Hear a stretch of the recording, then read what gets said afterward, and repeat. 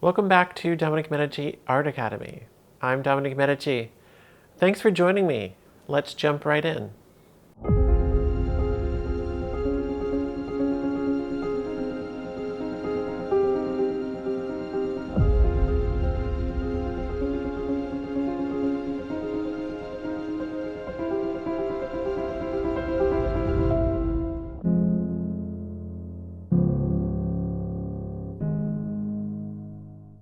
Okay, so the first thing we want to do is let's bring down our vertical lines from the edge of the value scale. And then let's draw across a horizontal at the top and the bottom to make the same size bounding box that we have in the value scale above. And while we're doing that, let's just talk a little bit about why this is important. In drawing, I guess I largely see two main steps, right? One is proportion, and the second is value. And then within those, there's lots of sub-steps. And the most critical thing with value, I think, are these two exercises. Understanding the steps between values and the relationships between the values and the value scale. And then the second thing is the continuum, right? Creating a value scale where those steps are, well, they're indistinguishable. So everything that we're ever going to draw will be some version of this, right? There'll be some relationship between light and dark, and there will be some degree of blending.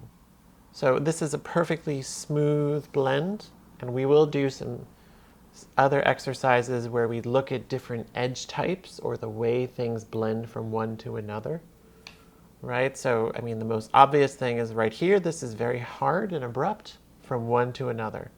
And in fact, we have a black line, which, makes that more obvious. But you can see it here, right? It's just a very hard edge between one value and another. Well, you could say that those two values are also down here, but the edge between them is very, very lost in the sense that there's no point you can point to where you can say, oh, there's the edge, right? It's a continuous gradation. So between these two, there's a whole range of edge types. So we'll get to that a little bit later. But the very first thing we want to do is create a value scale so that we really begin to master and understand values in relation from light to dark, right? And then the next step is just creating that same scale as a gradient. The next question for us is, well, how do we do that? How do we approach it? And I think we would want to approach it, right, in the same way, more or less, that we did the other scale. And what I mean by that is everything that we're going to be doing in these lessons, if it's a good technique, it should build on the previous. So the ideas and the approach from the lessons 9 and 10, we want to use that and apply it to 11 and 12. So from that point of view, right, you'll remember the first thing we did was establish the 1 and the 11. And of course, the 1 we get free of charge. That's kind of nice, right? But we need to put in the 11. The slight difference we will do when we're putting in the 11 is rather than putting in the whole thing, we're going to start in the middle so that as we're approaching the edge where we normally would have a solid value here, we want to start gradating it to the 10. So from the halfway point, we will ever so slightly start tapering off to the 10, and then the same thing for the 10 to the 9 to the 8, right? So first step, let's just get this up to full strength. Now, obviously, since there's no value darker than the 11, we could, in fact, do this whole right side up to the same, right? Full strength. Now, again, I'm using, for this, the paper I'm using is the Strathmore 500. and I'm using a 6B pencil, right? So we really should expect that this exercise, right? Remember the last one, it took a long time. It took several hours to do. This one, honestly, it's probably going to take just as long, if not longer. So that's why I'm going to break this lesson up into 2 or maybe even 3 lessons. We'll see. We'll see. Whatever it needs, we'll do it. Right? So the beginning, right? In the beginning of our studies, this is where we should be the most patient. Those first building blocks, those first lessons are the key. And, it also is beginning to set up the kind of attitude we bring to these lessons. So give it your best, right? These exercises, as you know, are simple in one sense and challenging in another, right? But let's develop a good habit for being patient and for, doing these lessons with the attitude of, learning as much as we can, right? Because ultimately that's what makes it fun, right? That's what makes it fun, is that feeling of just being one with the process. Okay, so you'll notice, right, we get up there pretty quick, especially since we've gone through the process once before. We know somewhat what to expect as we're developing.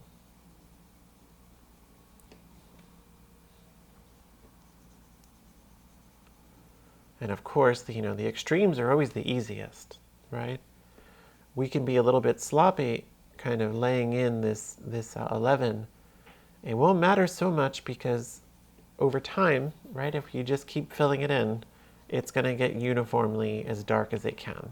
So we have to really start exercising our control when we're in the middle.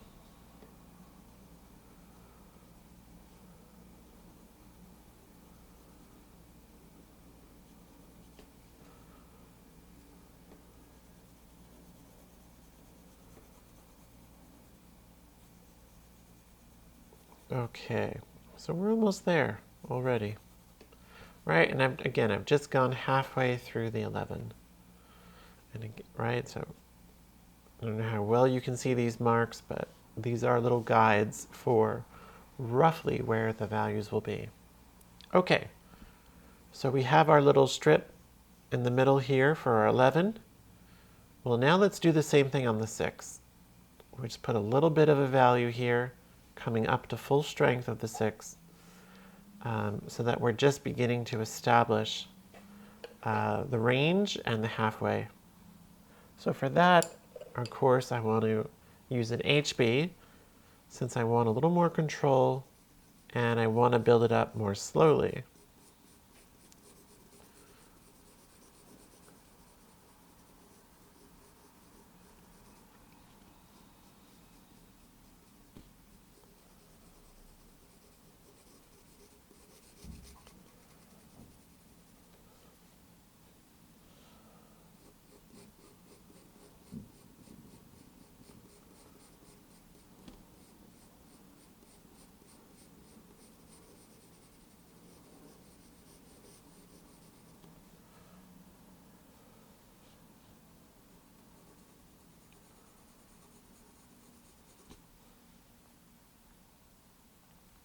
Okay, that 6 is looking okay so far. Not bad, not bad at all. All right, we'll get that 6 a little more established. Now, there's 2 ways we could do this, right? We've already gone through the process once, so we could just be looking above and kind of matching the value we see. That would be totally fine, in which case we could just stick with the numbers we have here, the 1 through 11. However, if you want to a little bit kind of repeat 9 and 10, lessons 9 and 10, we could go to these numbers up here, the 9, right? So the 1 through 9, where we're crossing out the 10 and the 1 from the previous just because it's so much easier to find halfway when we eliminate 2. If we do that here, it just doesn't quite work. I think it's better to do that because then we're getting kind of almost like a double practice, right? We're repeating the step and we're also moving forward. And the more we repeat these steps, right? If you repeat the lessons, the previous lessons, it's just better. So we're going to do that, right? And so you can see now when we have the 9 and the 1, we can easily mix our 3, and then we just have 2 steps in between, so it's much easier to lay in our value. And one of the big reasons I like to do that is because you'll remember we talked about this idea that the 1 and the 11, the absolute lightest light and the absolute darkest dark. In nature, we rarely ever see it. I mean, we see it. There's always something that's there, but within any kind of composition, a still life, a portrait, a landscape, it's going to be a small proportion that is actually that light or actually that dark. So from that point of view, we just might as well ignore it, which will also preserve it for the very end of the painting when we want to pop in that ultra highlight and that darkest dark for a little bit more effect. So it's nice to, it's a nice way to work, right? Most of our lights will be somewhere around here, 2, 3, 4. Most of our darks will be somewhere around 8, 9, 10. Very few push to that extreme. So same idea. Let's just put in just a little bit of value for a 1, right? Just as, just a little wash of color.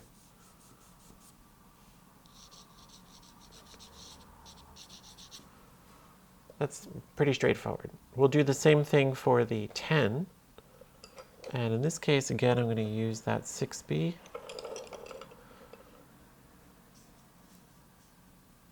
Well, rather, it's going to be a 9, right? It's a 9.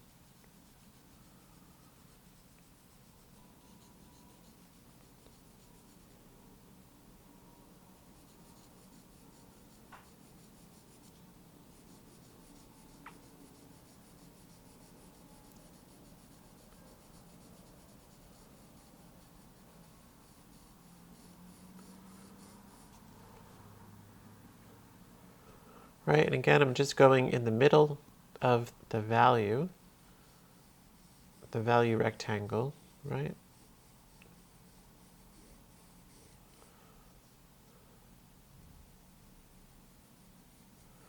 We're just beginning to lay down sort of placeholders, right?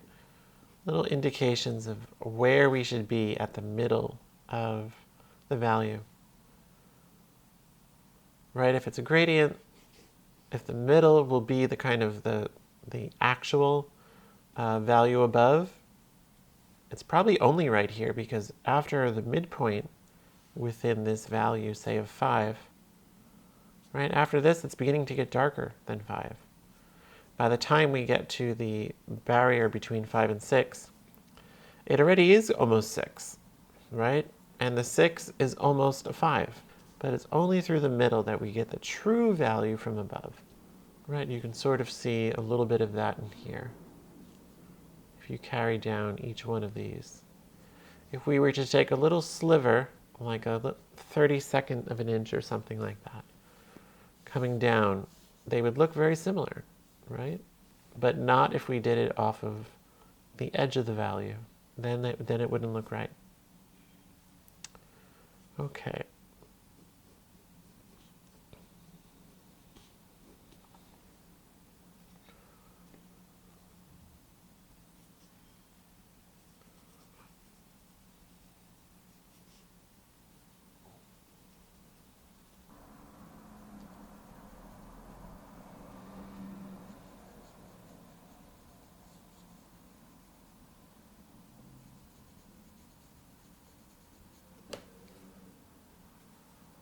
I think we need to be a little darker here.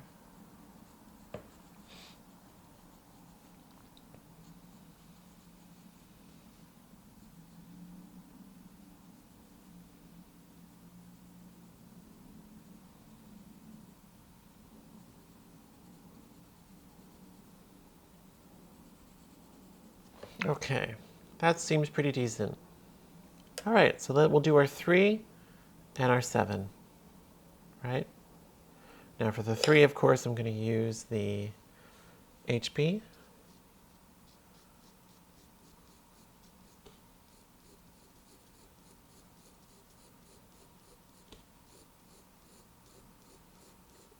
So yeah, I just remembered there's been a little gap between the last lesson and this lesson. So I feel like I have some explaining to do. So I'm very sorry about that. I know that a lot of you are really excited about these lessons and look forward to them. I love reading these comments and these messages that you send me, so thank you so much. Yeah, so we ended up moving a couple of weeks ago. We bought our first house, and you know, it was just kind of the perfect house showed up.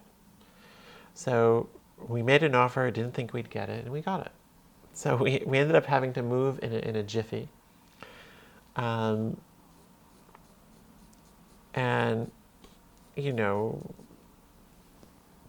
I mean, all of you've moved before, and you know what it's like, right? It's a big upheaval. So the moving part was fine. It was intense, but it was fine. And we'd only move like 5 minutes down the road anyway, so it wasn't a big deal. But then once we'd moved in, you know, I ended up getting quite sick. It wasn't COVID, fortunately, but it was something else, some kind of stomach bug or something. So I ended up being totally out of commission for 2 full weeks and needed to recover. And the funny thing is, like, you know, it's December. I wasn't planning on teaching in December, so I already knew that I was taking a break. But, you know, I think my body was like, well, hey, listen, you know, it's my turn. You're gonna have to listen to me now. You know, you're not working in December, so I need some attention, need some rest. So that's what happened. Sorry for the delay. I think we're back on schedule now. And on that note, right, so 2021 is just around the corner, and there's already 2 workshops up online. There's a month 1 and a month 2. So please enroll for those, right? Month 1 is kind of covering lessons 1 through 6, and then month 2 is covering lessons 6 through 12. You can see the info on my website, dominiquemedici.com/workshops, and you'll see month 1 and month 2 available to sign up. And feel free to send me some emails with any questions you have about the workshops. And yeah, would love to have you there.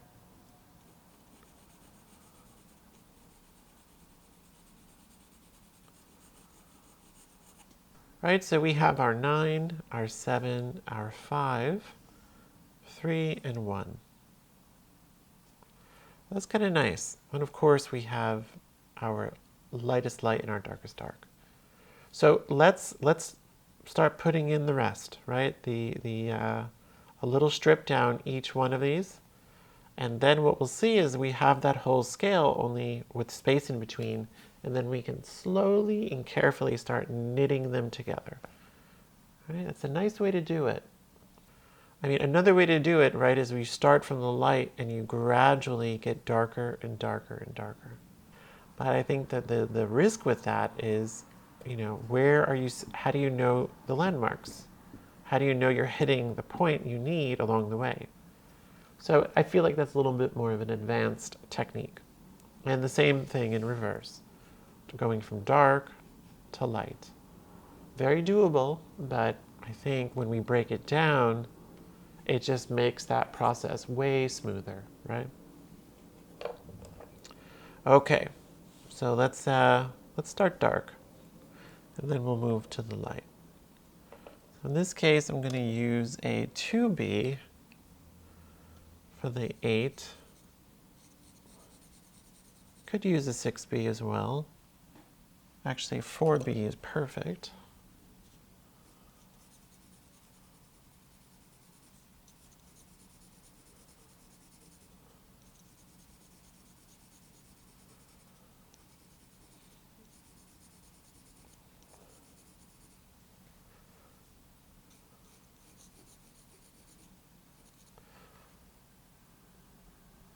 Okay, right? See, it's interesting because we have these two as kind of guides. It's just so obvious how much lighter this is, right? So that's the benefit of working systematically like this. Just makes it so much easier.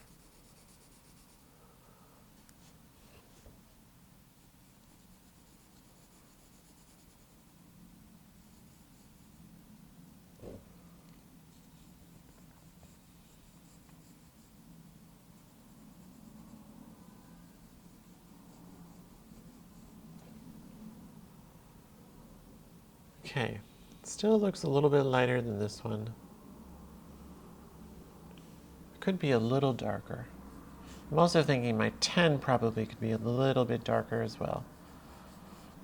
So 10 or 9, depending which number system you're working with.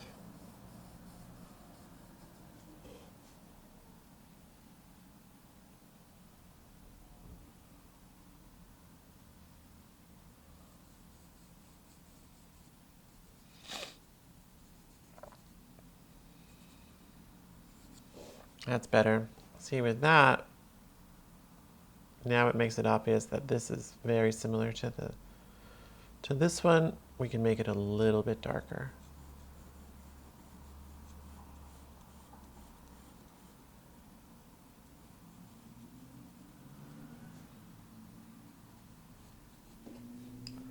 Okay. At this point, you know what? We can get rid of those numbers. They're a little confusing. But let's keep those little place markers.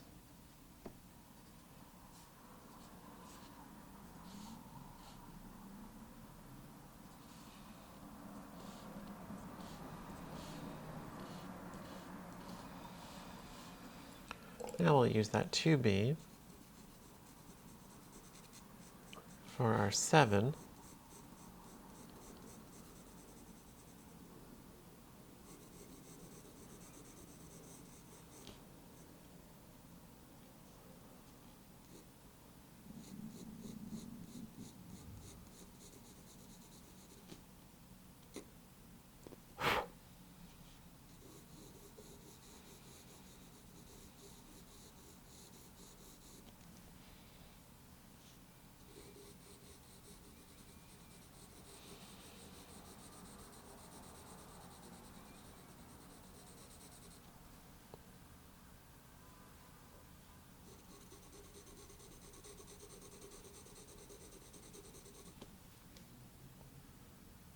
Right, so remembering to lean back or stand back is even better.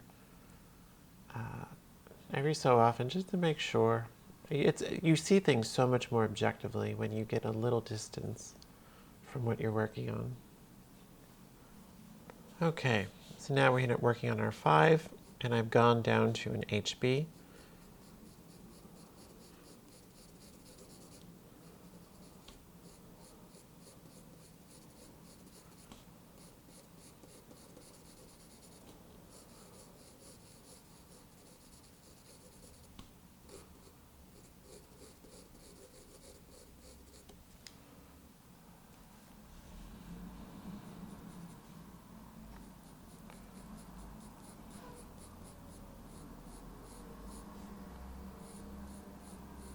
Okay, I'm putting in my 3 here.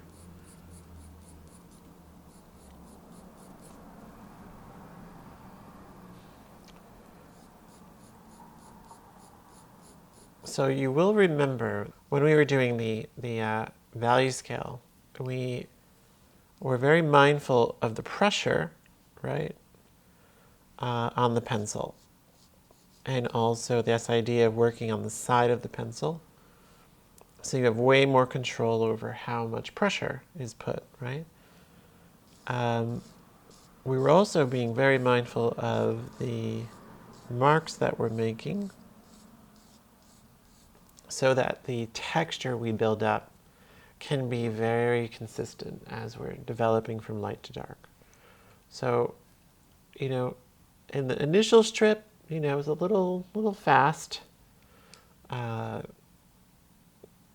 as I'm beginning to blend these, which will be the next step, definitely want to start being way more careful about that. Okay, right, so here we can see the idea. So now I'm just going to evaluate it before pushing on. So it looks like the 3 could come up a little darker.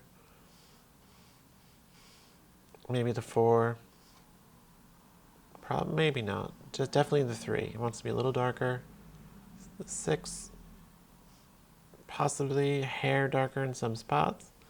7 looks okay. 8's good. 9's good. 10's good. A little evening up. But I think the general note that's there is more or less okay. Right, so we'll just lighten up this 3 a little bit. Okay. So from here, let's start in the dark again. Generally speaking, I like to work dark to light. And we'll talk more about that later on. There is some thought behind it. But let's not go all the way dark because this whole thing could just get super dark right away.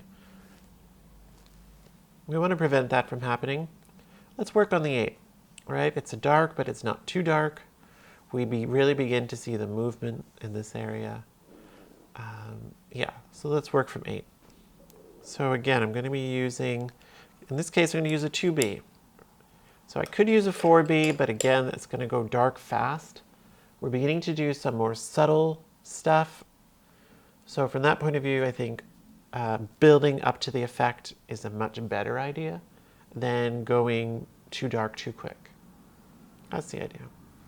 Right, so from our 8, right, I figured this part could be just a little darker here, a little darker on the edge. Okay, so what I'm going to focus on first is it's the gap, it's the relationship between the 8 and the 9, right? This is the interesting part, is there is this relationship in the sense that this is a little darker than this. So we need to be able to see that. We don't just want to create a solid 8 to a 9. We need to see a little gradation as it's moving a little bit darker. In the same way that, so from 8 to 9 up here is roughly from here to here. Right? Noticeable, very noticeable, especially because, right, so the thing is, right, this is our 8. I do need to put these numbers in, otherwise it's going to get, and I'll make these, the marks between much clearer. I'd recommend you all do the same thing. So it's interesting, right? Going this way, it's lighter than an 8. It's lighter than the midpoint. Closer to the 9, we're darker.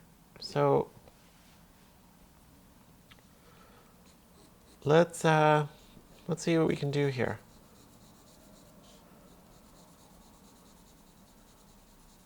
I'm going to build up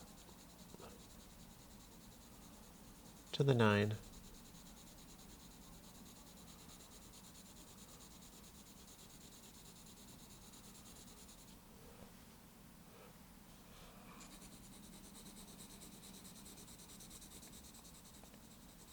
Keeping that texture really smooth, keeping the pressure very even.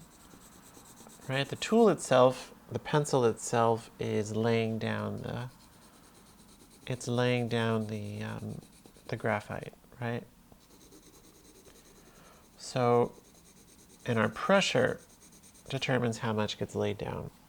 So we really got to focus on just holding the pencil firm but not too tight and not pressing too hard, right? That's the key.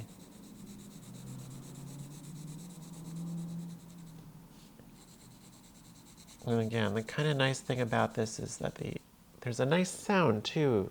It's a nice sound when you're drawing of the pencil on the paper as it catches the tooth, right? Catches the tooth of the paper. It's weird to think that, but it's nice, and different papers have different sounds. So this is one of those nice things about really getting to know our materials, right? And depending on how hard the pencil is and how soft the paper is. So there's something interesting to be aware of and pay attention to every step of the way, right?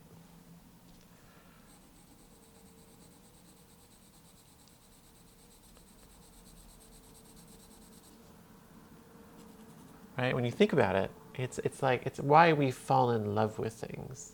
It's those little idiosyncratic things, right?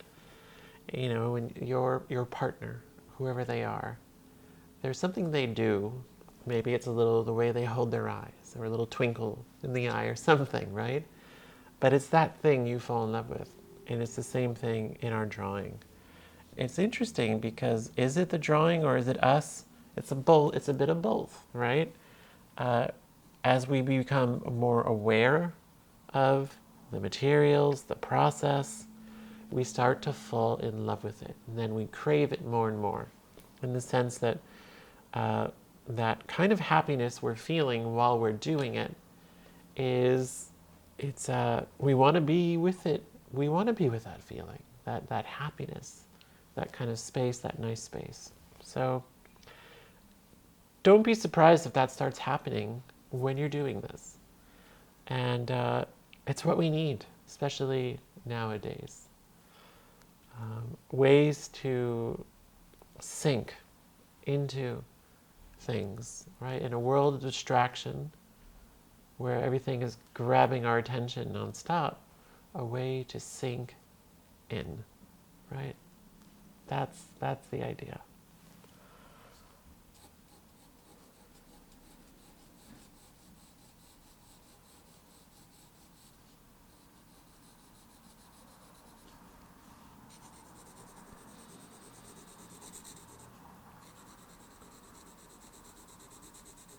Okay.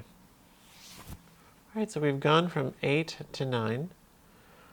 Now, one of the ways to do, there's so many variations on the way of approaching this. So one of the ways is that we know that, right, if it's going from 8 to 9, it all at least has to be 8. So this is the way I'm doing it, right? I'm at least making it all 8. And you'll remember, similar to what we did up here, so you can actually tell that I'm working it a little more rough, going a little too fast, because I have a lot more variation in my texture and my pattern of little light and dark, right? So when it's very even, it'll look like the old black and white TV, where there's a pattern of black and white. It's constantly changing, but it's very consistent. So same thing here. But you'll notice in my case, there's bits that are a little lighter, bits that are a little darker. And what I want to do first, get them all up to 8 and make sure that that pattern is consistent, right? That's the goal.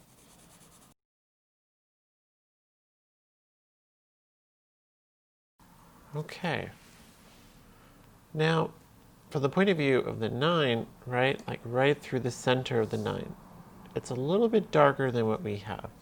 So I think I could, in fact, make that little strip in the 9 a little darker. Now, my next step is just to fade this out to this point, right? It can't go beyond this point.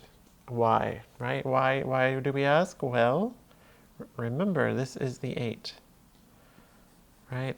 This is the box for the 8. So there can't be 9 inside this box. And there can't be 9 into the 10, right? It's going to have to stop at this boundary. So it has to fade from the midpoint in 9 to the end points, right? We have to slowly fade it out. So one of the ways that I would do it is I'll just start doing a pass, right? So one pass up to the line, right? This line here. And I'll do a second pass, but I'll stop a little bit shorter. Slightly varying the angle.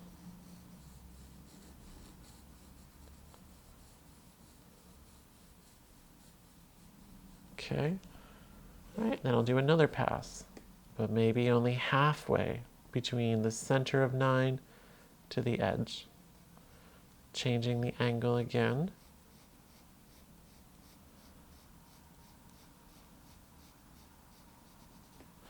Okay, and then I'll do another pass. Half of that.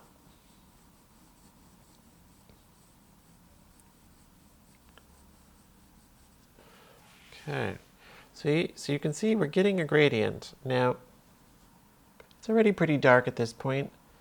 Looks like I really need to focus more on this edge. So a couple more passes across the whole thing should help even out that little gradation there. So I'm going to go a slightly different direction. So one of the things to bear in mind, you see I'm getting the graphite on my hand here, which is not ideal. You don't really want to do that because then we're going to start marring our surface. So two things we could do. One, put a little piece of paper underneath my hand so that it doesn't disturb it. Or we can use a mahl stick. So, right, this is a telescoping back scratcher, which is kind of like perfect. So the great thing about this is you can extend it, clip it onto the top of the board, and then just rest it on your easel. And then as you're working, you rest your hand on it and prevent your hand from touching the panel. And since it has a little back scratchy bit, it'll rest nicely up here, and you could also bend it slightly as well. Now, the other benefit of this is if you have an itch on your back, you can scratch it, right? So that's kind of nice. So it's a 2-for-1 in this case. And, you know, it also folds up. So perfect. And if your hands aren't steady, it's also just great because it gives you that much more control. So this is a great little addition to the toolkit. And I think I bought this for $5 on Amazon. If you just search for telescoping back scratcher, you'll find all sorts. I don't know what this one's called, but I think it's about, yeah, like 24 inches long, something like that. It's ideal. So there we go, right? So I'll be using this to help steady my hand. So we shouldn't be too concerned if it looks like it's doing a nice gradient, but then it gets flat again. Because remember, what we're going to be doing, this is the center of the 8, right?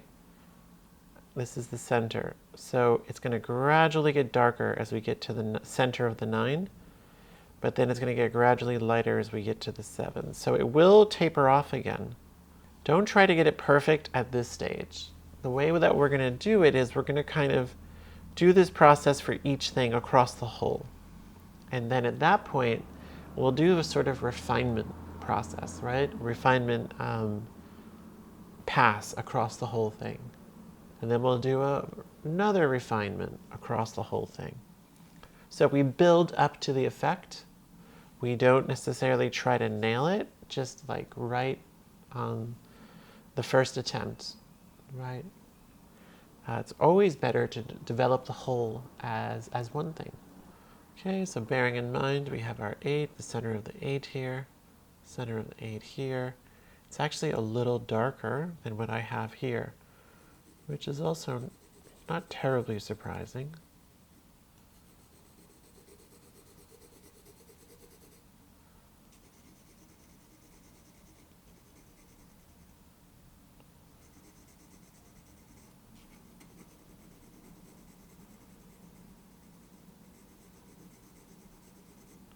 There we go. Well, look, let's just let's leave it at this for now. Let's go on to the transition from 8 to 7. So we'll do the same thing, right? So everything from this point on 7. And again, just to be very clear about where 7 is, it's between these two marks. So everything is from this point in the middle of 7 to the 8 is at least this dark. So again, we'll shade the whole thing in.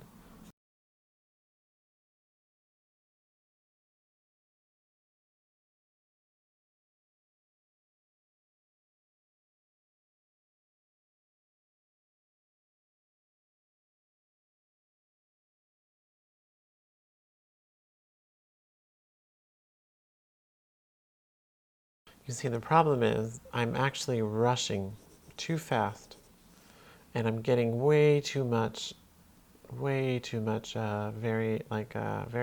texture and blotchiness, too much blotchiness. It's always a sign, right, that especially in an exercise like this where it really is just, it's a slow and steady thing. I'm definitely way too blotchy.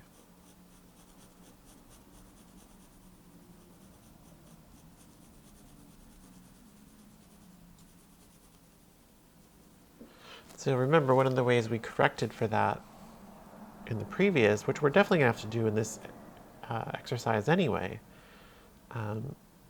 is take the kneaded iterator, just shape it to a point, and begin to dab away at any of those really dark bits. That's half of it, right? Just lose the dark blotches. That goes a long way to evening up the pattern.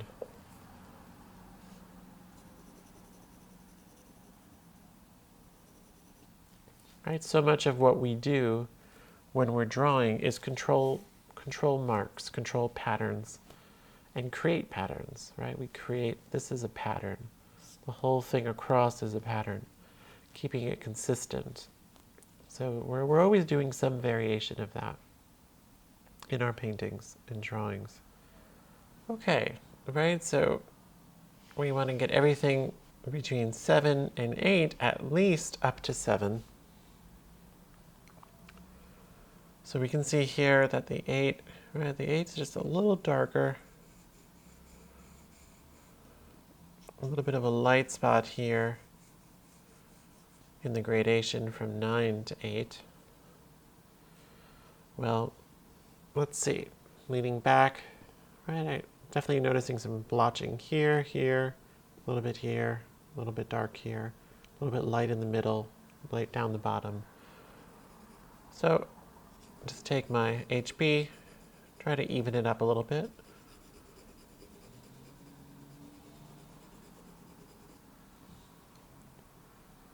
Now again, we're going to do something similar we did with the 9.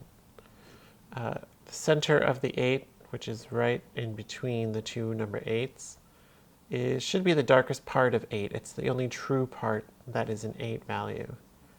And then coming to the border between 7 and 8, right here, we want to gradate from 8 to the 7.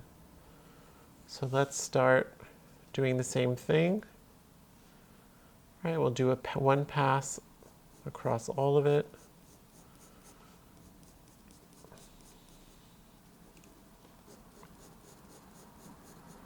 Right, again remembering that the 8 shouldn't come beyond this line.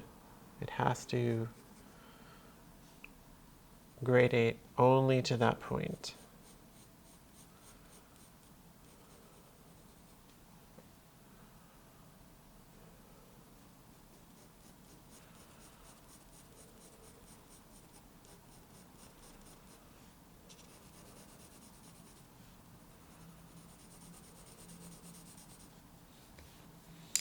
So I'm just noticing there's a little bit of a blotchiness here. Just going to tap it out with my kneaded eraser. Right, we can just take a look, see if there's any other bits that are a bit blotchy.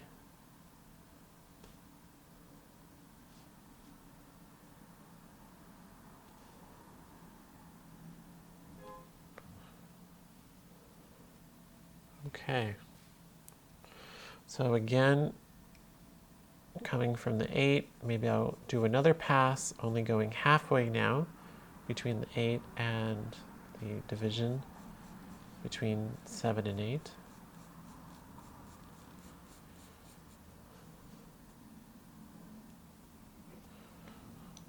And then again, maybe only about a quarter of that. So we're seeing a little bit of a gradation developing. It's still too little to really see the full effect. Let's go, same thing, from 9, right? So this is our 9 value. Here's our 10. So here's the division between. Everything from this point is at least 9. So let's go right across here. And this time we're going to use 2B.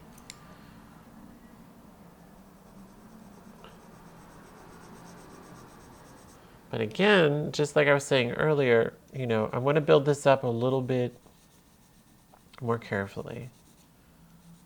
Right? So we either build it up slowly and carefully, or we have to end up doing corrections later. So it's like, what's a preferable way to do it? You know what I mean? I think it just is a nicer experience just to go a little slower, knowing that you'll get the effect and you won't have to make as much refinement.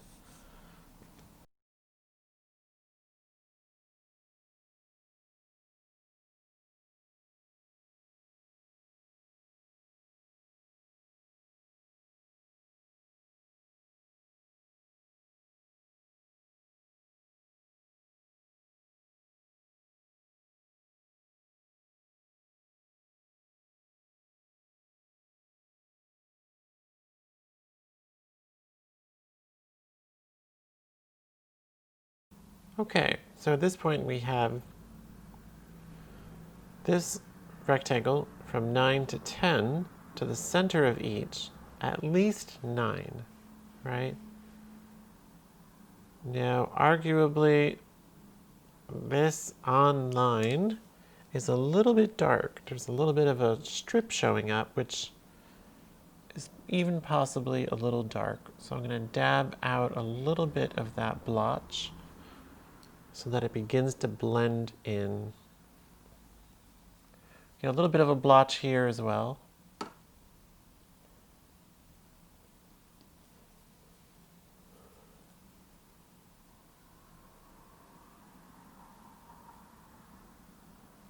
Right, the more fine you need that point, you can just shape it with your finger to very selectively lift any really dark spots.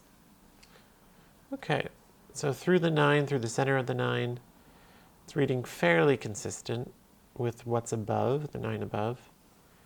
Now, what we want to do is what we did exactly, what we just did with 7, right? Everything from 9 to 10 is at least 9, so we have that. Now, 10 itself is a little darker, and in fact, could still be, it looks like it's a little darker up here, but then gets too light down here. So let's even this up.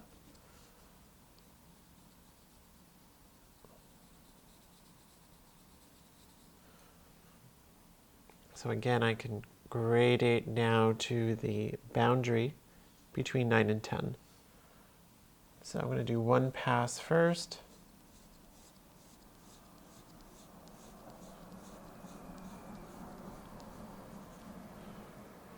Then I'll do another pass halfway.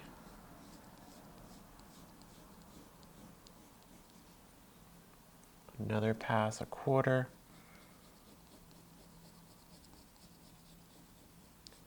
And there we go.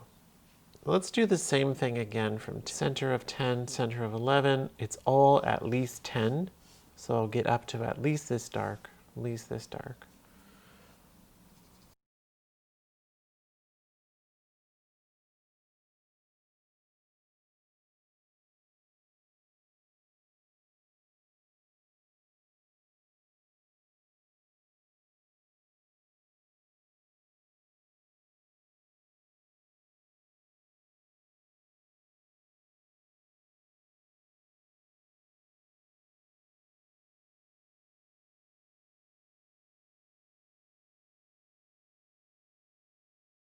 Okay, so at this point we have from the center of the 10 to the center of the 11, it's all 10.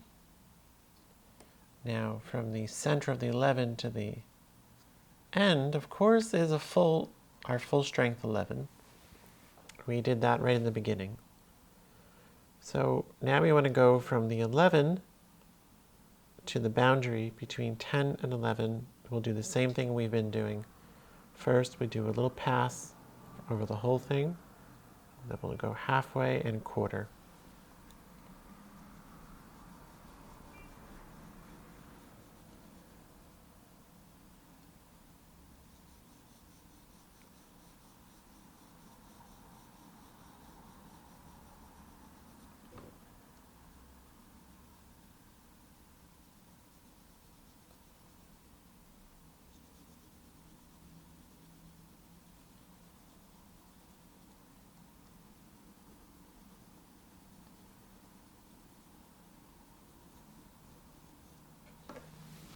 Now, I'm noticing a fairly big boundary between the 10 and the 9, so we'll do the same thing again. I may not have actually done that enough. It's standing out as a distinct band. So, right from the center of the 10 to the center of the 9, we want to start bringing out the 10 to the boundary between 9 and 10. Right. Right, so we'll do the same thing from the center of the 10, only coming up to the line with our first pass.